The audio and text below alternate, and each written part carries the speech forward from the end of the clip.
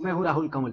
जहां एक तरफ बीजेपी में चारों ओर नमो मंत्र का जप हो रहा है, वहीं कुछ लोग ऐसे भी हैं जो कि पहले मोदी की मुखालफत क्या करते थे, अब उनके बहुत बड़े भक्त बन गए हैं। उन्हीं में से एक हैं बीजेपी की नई वाइस प्रेसिडेंट स्मृति ईरानी, जो कि आज सीधी बात में मेरी खास मेहमान है। स्वागत है आपका।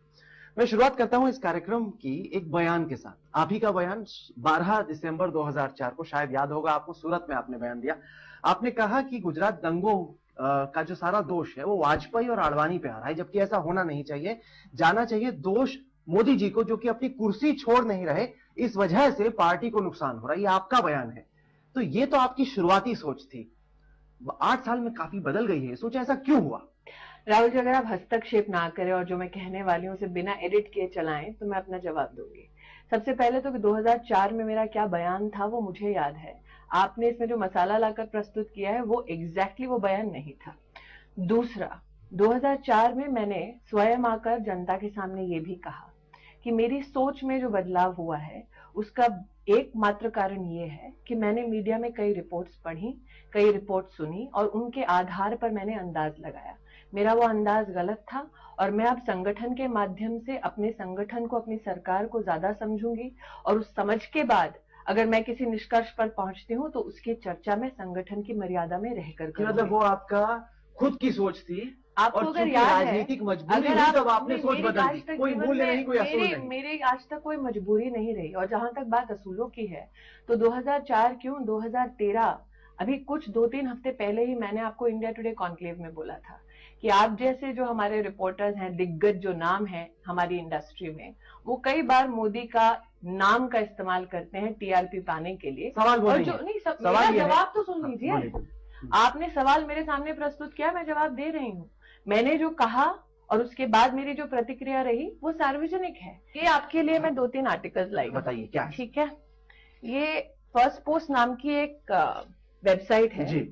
और उसके ऊपर राष्ट्र भर से जो लोग हैं जिनकी धारणा है सेक्युलरिज्म के ऊपर, कम्युनलिज्म के ऊपर, ये आम मैं बोल लूं, आपने क्या पढ़ा क्या नहीं पढ़ा उससे मेरा कोई सरोकार नहीं। ये आम जनता की राय है। देश भर में 1947 से लेकर 2013 तक जितने भी दंगे हुए, जितनी भी वारदातें हुई, उसके ऊपर एक विश्लेषण है, उसमें जनता की राय है। नरेंद्र मोदी ने आज तक सार्वजनिक प्लेटफॉर्म्स पर क्या कहा? नरेंद्र मोदी ने कहा कि आप अगर चाहें, मेरे खिलाफ कोई सबूत अगर आता है तो आप मुझे चौराहे के बीच में फांसी दे दें और आप मात्र इस बात का संतोष मत कीजिए कि कोई आकर माफी मांग रहा है। आप अगर चाहें, जनता जनार्दन चाहे, भारत की जुडिशरी चाहे, और एक भी अगर उनके खिलाफ कोई केस में गवाही या फिर एविडेंस मिलता है तो आप उन्हें सबके सामने आप सजा दीजिए और आप फांसी पर चढ़ाइए। आज आपसे मैं पूछना चाहती हूँ, जो लोग दंगों को लेकर राजनीति कर रहे हैं इस देश में, जो लोग चुनाव के चलते अपनी सेक्युलरिज्म को बाजार में बेचने के लिए खड़े हो जाते हैं, मैं आपसे पूछना चाहती हूँ कि जब दंगों की बात होती है गुजरात में, 28 फरवरी को दंगे शुरू हुए, शाम को 5 बजे से ही गुजरात में 59 एयरक्राफ्ट आर्मी को लेकर पहुंच गए थे। 1 तारीख को 6000 मुसलमान हज की यात्रा पूरी कर कर गुजरात लौट गए थे। यहां पर शूट एट साइट ऑर्डर तुरंत ही सीएम के कार्यालय से ऑर्डर दे दिया गया था। 80,000 हिंदुओं को और 18,000 मुसलमानों को प्रिवेंटिव कस्टडी में रखा गया था। रिहैबिलिटेशन पैकेज को चलाने के लिए, मैं बोलने दीजिए राहुल जी, रिहैबिलिटेशन पैकेज को चलाने के लिए एक आईएएस ऑफिसर है जिसका आज मुझे मजबूरन नाम लेना पड़ रहा है। बुखारी साहब के नेतृत्व में रिहैबिलिटेशन पैकेज जब निर्धारित हुआ तो उसमें इमाम जो है जामा मस्जिद के और लीडर ऑफ ऑपोजिशन जो कांग्रेस के नेता हैं, उनकी सहमति से रिहैबिलिटेशन पैकेज तैयार हुआ और उसको सभी को पहुंचाया गया। इंडिया टुडे, आप इंडिया टुडे ग्रुप के हैं ना पत्रकार, इंडिया टुडे ग्रुप के जो जितने भी वहां पर पब्लिकेशंस हैं उनमें से एक पब्लिकेशन में साफ लिखा है कि बार बार गुजरात सरकार पर या फिर कुछ लोगों पर यह आरोप मढ़ा गया कि जो कार सेवक जले थे उनकी बॉडी की नुमाइश की गई, इसलिए दंगे भड़के। इंडिया टुडे का अपना एक लेख है जिसमें साफ लिखा है कि ऐसी कोई वारदात हुई ही नहीं थी। आप क्यों सर हिला रहे हैं? क्योंकि मेरा सवाल कुछ और था। क्योंकि शायद आप नहीं, में एक बार आपका नहीं, मैंने सुन ली आपकी बात और उसके पीछे की मंशा भी सुन ली। मैंने उसके पीछे की मंशा भी सुन ली। मैं सवाल का ही जवाब, मैं आपको आपके सवाल के पीछे की जो मंशा है उसको भी उजागर कर दूं राहुल जी। आपकी मंशा सिर्फ इतनी है कि इस देश में गवर्नेंस के ऊपर चर्चा ना हो, डेवलपमेंट के ऊपर चर्चा ना हो, दंगों के ऊपर चर्चा हो, तो आज मैं राहुल कंवल से कहती हूँ, मैं इस देश के एक एक प्रांत में, प्रदेश में जाने के लिए तैयार हूं। आज तक के साथ जाना है, आज तक के साथ चलती हूं।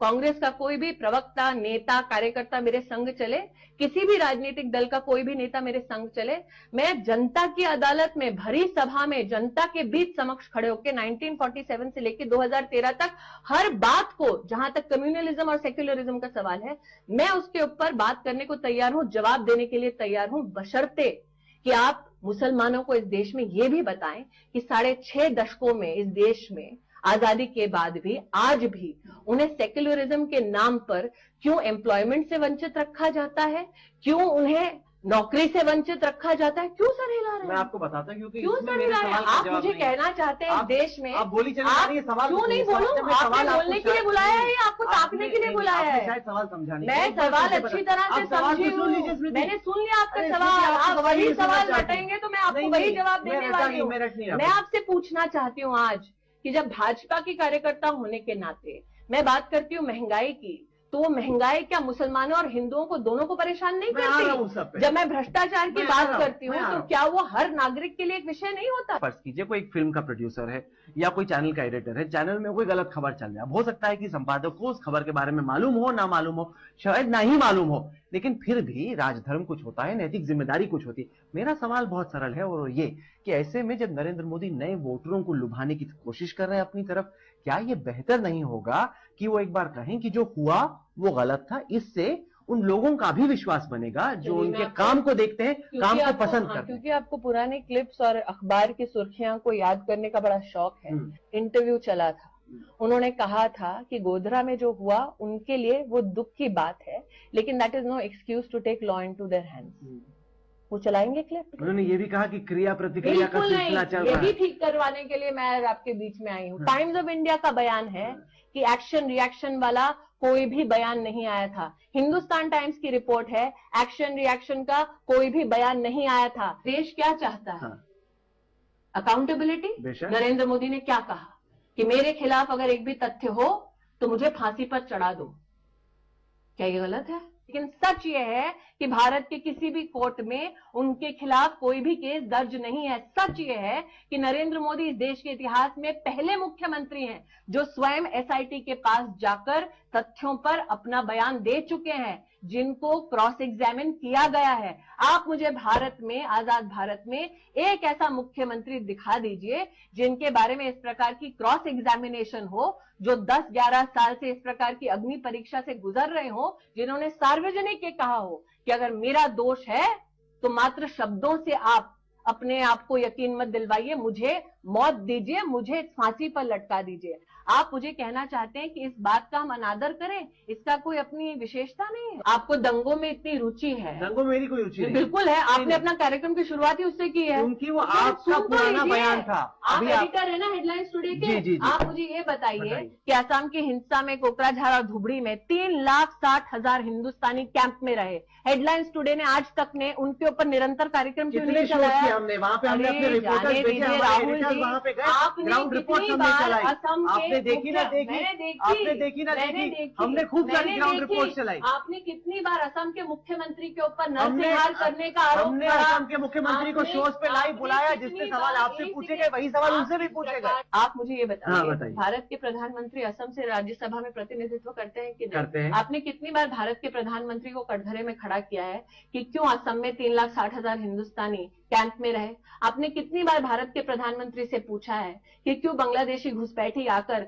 हिंदुस्तानियों के घरों को जला रहे हैं? ये निरंतर प्रयास आपका कितने महीनों का रहा है राहुल जी? हमने वहां पे रिपोर्टर्स भेजे, हमने असम के मुख्यमंत्री से भी बात की। दीपा, जहां एक तरफ नरेंद्र मोदी देश भर में प्रचार कर रहे हैं, वहीं आप ही की पार्टी में स्मृति कई ऐसे नेता हैं जो लगातार कहते रहते हैं कि वो किसी और को पसंद करते हैं। विजय गोयल ने हाल में बयान दिया, उन्होंने कहा कि आडवाणी जी के ही नेतृत्व में अगली सरकार बनेगी। कब तक ये असमंजस की स्थिति बनी रहेगी मोदी को लेकर? कोई असमंजस नहीं है बीजेपी में।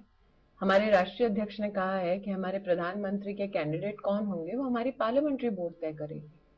आपको नहीं लगता कि जिस तरीके से मोदी जी प्रचार कर रहे हैं जगह जगह घूमते हुए, उन्होंने ये फैसला खुद ही ले लिया है कि वही हैं पीएम कैंडिडेट? अब इतना उनके नाम पर माहौल बन गया है कि बीजेपी और आरएसएस के है ही नहीं बस में कि वो कुछ तय करें। फैसला हो चुका है एक तरीके से। राहुल जी, आपने इंडिया टुडे कॉन्क्लेव में उन्हें प्रचार करने के लिए बुलाया था? नहीं, हमने तो उन्हें अपनी स्पीच देने के लिए बुलाया था, सवाल जवाब के लिए बुलाया था। क्योंकि वो लोकप्रिय है। नहीं, मैं आपकी पार्टी से सवाल बोलने तो दीजिए। हाँ जी, बताइए। मैंने आपसे एक सवाल किया, मेरा जवाब तो सुन लीजिए। आपकी तरह अगर एसआरसीसी कॉलेज के कुछ छात्रों को लगा कि उनको उनके साथ संवाद करना है, तो उन्होंने आमंत्रित किया उन्होंने जाकर वहां बात की, पूरे राष्ट्र की मीडिया ने उसे कवर किया। फिर कलकत्ता में अगर चेंबर ऑफ कॉमर्स ने उन्हें आमंत्रित किया तो उन्होंने वहां जाकर बात की। तो अगर संवाद के लिए निमंत्रण आता है बहुत सारे पक्षों के माध्यम से या फिर समाज में कई वर्गों के माध्यम से, तो एक, जैसा आप कह रहे हैं लोकप्रिय नेता है वो, तो एक लोकप्रिय नेता के अधिकार क्षेत्र में नहीं है क्या कि उन निमंत्रणों को वो स्वीकारें और जाएं? नहीं, पर क्या आपके हिसाब से जितने भी बीजेपी के उम्मीदवार हैं उनमें सबसे बेहतर उम्मीदवार अगले पीएम के लिए मोदी हैं? आपकी क्या राय है? आप तो वाइस प्रेसिडेंट बन गई हैं, आपकी तो अभी तरक्की हुई है। इसलिए मैं ये भी समझती हूँ कि जो अधिकार मेरी पार्टी के पार्लियामेंट्री बोर्ड का है उसकी मैं अवहेलना नहीं कर सकती, क्योंकि तो बीजेपी के प्राइम मिनिस्टर के कौन दावेदार हैं, ये निर्णय भी कौन नाम है जिनमें से किसी एक को चुना जाएगा, वो निर्णय भी पार्लियामेंट्री बोर्ड का है। क्योंकि आपके ही सहयोगी दल अब लगातार आपसे कह रहे हैं कि आप बताइए कि आपका पीएम कौन है। जेडीयू ने कहा, ये जेडीयू के तमाम नेताओं ने बातचीत की, उनके नेता ने क्या कहा, वो चाहते हैं कि आप बताइए कि आपका पीएम कौन है। वो उनका अंदरूनी जो भी विषय है या उनका अंदरूनी जो भी मंथन है, उसे बीजेपी के किसी कार्यकर्ता को सरोकार हो नहीं सकता। मेरा सरोकार मेरी पार्लियामेंट्री बोर्ड क्या तय करती है उससे है, और मेरी पार्लियामेंट्री बोर्ड ने अभी कोई निर्णय लिया नहीं। निर्णय लेंगे, कब लेंगे सबसे पहले वो आप राष्ट्रीय अध्यक्ष जी से पूछिए। अच्छा, शिवसेना तो कहती है कि सुषमा स्वराज बेहतर है। उन्होंने कहा कि बाला साहेब ठाकरे मान के होने के नाते मैं अपने आप को गौरवान्वित पाती हूँ जब मेरी पार्टी के कई नेताओं के बारे में चर्चा होती है, उनकी सराहना होती है, लेकिन एक कार्यकर्ता के नाते मैं ये भी जानती हूँ कि हमारी पार्टी में जो पार्लियामेंट्री बोर्ड है वही निर्णय लेगी कि हमारा प्रतिनिधि कौन है। शिवसेना की क्या चॉइस है, एनडीए में जेडीयू की क्या चॉइस है, उस पर चर्चा करना मेरे अधिकार क्षेत्र में नहीं है। मैं एनडीएम की बात कर सकती हूँ, एनडीए की बात नहीं कर सकती। आपने देखा होगा जिस तरीके से जब नरेंद्र मोदी ने बयान दिया अपना, तो कांग्रेस के कुछ लोगों ने, जब उन्होंने कोलकाता में बयान दिया, जब उन्होंने फिक्की में बयान दिया, तब कांग्रेस के नेताओं ने सोशल मीडिया पे, जब उन्होंने अपनी स्पीच दी, तब कांग्रेस के नेताओं ने सोशल मीडिया में एक मुहिम छेड़ दी कि फेंकू फेंकू। उन्होंने हैशटैग देखा है? आप मेरा सवाल तो पूरा सुन लीजिए। और उन्होंने बयान दिए और आंकड़े प्रस्तुत किए कई सारे ऐसे, जिसमें निकल के आया कि जो कई सारी बातें नरेंद्र मोदी जी करते हैं, दावे करते हैं विकास की, विदेशी निवेश की, उनमें कई ऐसे और राज्य हैं जो कि गुजरात से बहुत आगे। देखिए, अभी हाल ही में एसोचैम की एक रिपोर्ट आई जिसमें कहा गया कि सबसे ज्यादा प्राइवेट इंडस्ट्री का निवेश गुजरात में हुआ है। अभी ये भाजपा की रिपोर्ट तो है नहीं, ये एक इंडिपेंडेंट जो ऑर्गेनाइजेशन है उनकी रिपोर्ट है। कुछ आंकड़े मेरे पास भी हैं, रिजर्व बैंक ऑफ इंडिया के फॉरेन डायरेक्ट इन्वेस्टमेंट में, जो दिखाते हैं कि महाराष्ट्र में, दिल्ली में, कर्नाटक में, तमिलनाडु में गुजरात से ज्यादा विदेशी निवेश हुआ पिछले 12 साल में। भारत सरकार ने कई मुद्दों पर नरेंद्र भाई के नेतृत्व में चल रही गुजरात की सरकार को पुरस्कृत किया है। अब आप मुझसे ये कहना चाहते हैं कि भारत सरकार आपके सामने जो भी आंकड़े प्रस्तुत करे, जब वो पुरस्कार वितरण समारोह में जाते हैं तो वो जानबूझकर गुजरात को काम ना करने के लिए आरबीआई के आंकड़े दे रहा हूँ, काम ना कर। आंकड़े तो मैं भी आपको दे सकती हूँ राहुल जी, आंकड़ा ही खेलना है तो मेरे पास कई आंकड़े हैं। ये जो लगातार तुलना हो रही है राहुल बनाम मोदी की, आप उसको कैसे देखते हैं? एक तरफ एक बहुत ही एक्सपीरियंस नेता है जिन्होंने डेवलपमेंट के जितने भी वायदे थे उन पर अपनी पूरी ताकत लगाकर काम किया है, जनता को रिजल्ट दिया, इसलिए जनता ने एक बार फिर उन्हें सेवा का मौका दिया है। दूसरी तरफ एक ऐसे व्यक्ति हैं जो अभी भी अपने शब्दों को, अपने ख्यालों को तलाश रहे हैं। तो यहाँ पे कंपैरिजन कैसा है? आप नहीं मानती कि राहुल की एक क्लीन इमेज है जिसका फायदा हो सकता है कि कांग्रेस को मिले, जबकि मोदी बोझ लेके चलते हैं? मैं व्यक्तिगत आरोप की राजनीति में इतना विश्वास नहीं रखती। मैं 3-4 मुद्दों पर आपके सामने अपनी जो भावना है उसको व्यक्त करना चाहूंगी। हेडलाइंस टुडे ने, आज तक ने, जब दिल्ली में गैंगरेप हुआ उसको देश भर के और विश्व भर के सामने उस घटना को और घटनाक्रम के साथ जुड़े हुए जो प्रोटेस्ट है उन सबको प्रस्तुत किया। देश के नेताओं से एक अपेक्षा थी कि जब बात होती है संविधान के तहत एक नया सख्त कानून लाने की, तो हमने विपक्ष में रहते हुए एक निवेदन किया कि आप चाहें तो आप ये लेजिस्लेशन जल्दी लाएं, स्पेशल सत्र बुलाएं। हमारे उस निवेदन को स्वीकार नहीं किया गया। फिर हमने निवेदन किया कि एक सर्वसम्मति से एक बिल तुरंत पारित हो ताकि देश को आश्वस्त किया जाए कि कानून कड़ा हम बना रहे हैं। मैं आपसे पूछना चाहती हूँ कि जब ये एंटी रेप लॉ डिस्कस हो रहा था भारत की संसद में, तब राहुल गांधी थे क्या लोकसभा में? जब पास हुआ तब तो नहीं थे। नहीं, जब डिबेट हुआ तब भी वो उसमें शामिल नहीं हुए।